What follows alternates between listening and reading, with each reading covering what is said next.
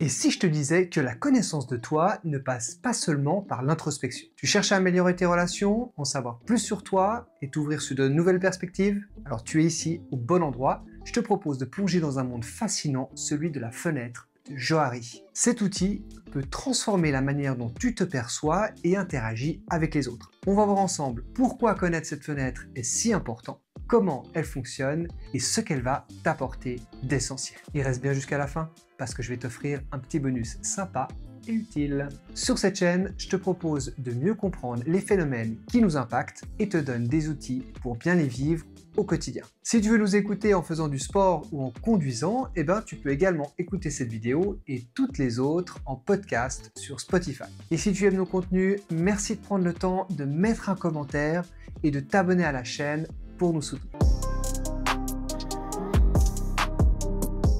Avant de voir comment la fenêtre de Johari peut t'aider, voyons d'où elle vient. Cet outil a été créé en 1955 par deux psychologues américains, Joseph Luft et Harrington Ingham. Et oui, le nom Johari vient en fait de la combinaison de leurs deux prénoms, Jo pour Joseph et Harry pour Harrington. À l'origine, ils ont développé cet outil dans le cadre de la recherche sur la communication interpersonnelle et la dynamique de groupe. Leur objectif était de mieux comprendre comment les gens perçoivent leur propre personnalité et comment ces perceptions sont influencées par les interactions avec les autres. Depuis, la fenêtre de Johari est devenue un concept utilisé dans le développement personnel, le coaching et même en entreprise pour améliorer le travail d'équipe et la communication. C'est un outil simple mais incroyablement efficace pour favoriser l'introspection et la transparence dans les relations.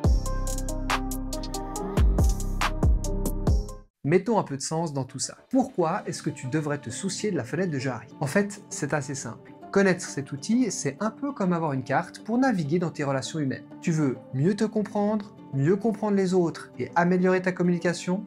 La fenêtre de Johari, c'est en fait la carte qui va te montrer les chemins vers cette destination. Elle te permet de voir ce que tu connais de toi-même et ce que les autres perçoivent de toi. C'est crucial parce que nos perceptions sont souvent différentes de celles des autres et c'est là que peuvent naître des malentendus ou des conflits, sans compter tous les biais cognitifs. En comprenant mieux ces dynamiques, tu vas pouvoir améliorer ta confiance en toi, renforcer tes relations et même t'ouvrir à la découverte de nouvelles facettes de ta personnalité. Comment est-ce qu'elle fonctionne cette fenêtre de Johari?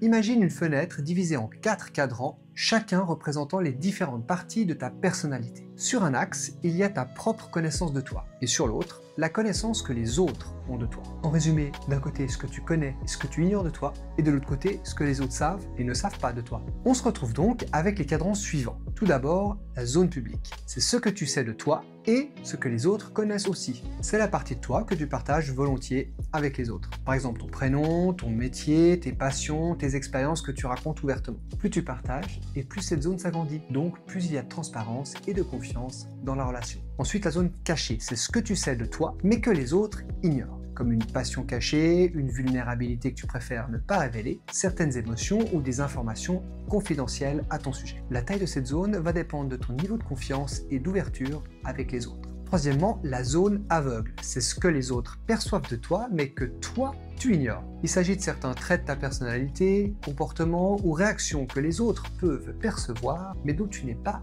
conscient. Peut-être que tu parles beaucoup plus quand tu es stressé, mais que tu t'en rends pas compte. La communication honnête et les feedbacks peuvent réduire cette zone. Et finalement, la zone inconnue. C'est ce que ni toi ni les autres ne savent de toi. C'est la partie de toi que tu n'as pas encore découverte. Ça peut inclure des talents inexploités, des potentiels non découverts. Il s'agit d'une partie non explorée de ta personnalité qui peut émerger avec le temps, l'expérience ou grâce à la thérapie et à la réflexion personnelle.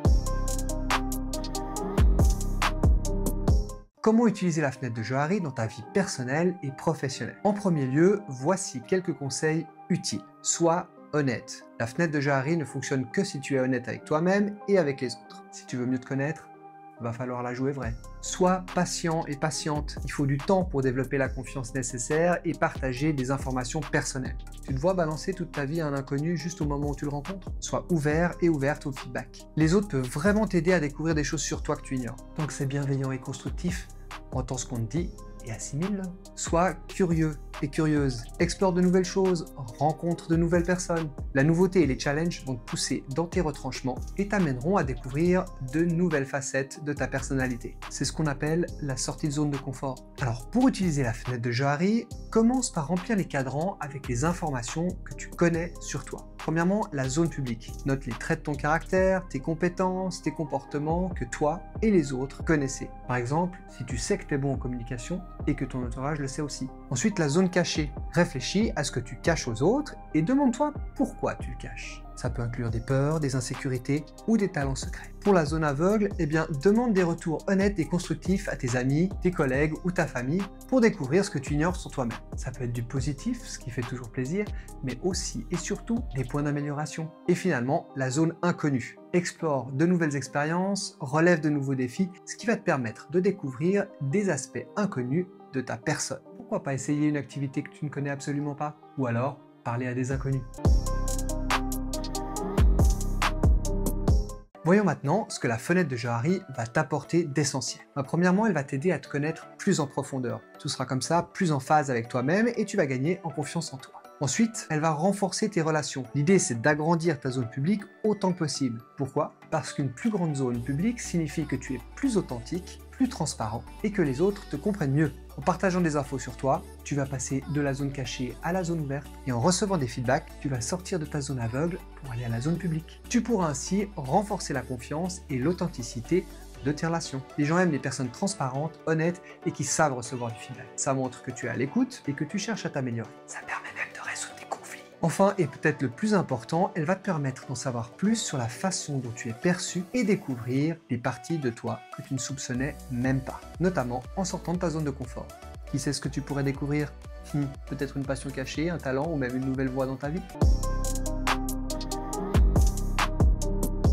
Comme promis, voici un petit exercice super sympa à réaliser. L'exercice du post-it. Réunis tes collègues ou tes amis autour d'une table, de préférence des gens qui se connaissent un peu. Donne-leur à chacun un post-it et un stylo. Toi aussi, bien évidemment. Demande à chaque personne d'écrire son prénom en petit en haut à gauche du papier. Ensuite, tout le monde passe le post-it à son voisin de gauche et écrit un seul mot ou adjectif qualificatif positif sur la personne dont le prénom figure en haut à gauche. Une fois que c'est fait, chacun passe le papier à son voisin de gauche et ainsi de suite jusqu'à ce que le post-it avec ton nom revienne à ta place. Tu verras que tu pourrais être surpris par la manière dont les gens te perçoivent et ça te fera chaud au cœur de recevoir tous ces mots bienveillants. Tu peux ensuite prévoir un temps d'échange pour que ceux qui le souhaitent précisent le mot qu'ils ont écrit pour toi. Voilà, la fenêtre de Johari est un outil simple mais extrêmement puissant. En l'utilisant, tu peux vraiment faire la différence dans ta vie personnelle et professionnelle. J'espère que cette vidéo t'a plu et surtout qu'elle t'a été utile. Pense à la liker et à la partager pour faire connaître la chaîne. En mettant un petit commentaire, tu permettras à YouTube de proposer le contenu à d'autres personnes qui s'y intéressent, tout comme toi. Et la meilleure manière de soutenir et continuer à suivre mon travail, c'est de t'abonner. Merci d'avance. Et n'oublie pas, c'est pas ce qui t'arrive qui compte, mais ce que tu en fais. D'ici la prochaine vidéo, prends soin de toi. À bientôt. Ciao!